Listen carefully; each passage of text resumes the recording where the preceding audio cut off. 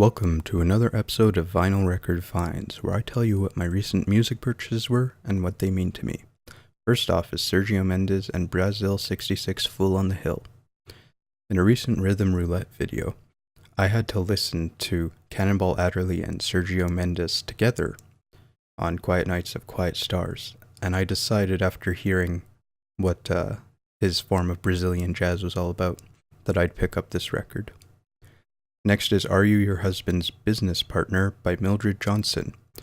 So the next three records are actually business records, and the first two from the Business Records Club weren't on Discog, so I actually had to make my own entries and put photos in for them. And I'm really interested to listen to this one because of how gender dynamics have changed over the past quite a few decades, and I was never alive for what happened throughout the 60s when that album would have been created, so it'll be interesting to see. Next was Closing Sales on Purpose, as opposed to On Accident, I suppose. And the last business record I bought was 13 Effective Methods for Closing the Sale by J. Douglas Edwards. You may have seen on the front of that cover that it was $10 in 1966.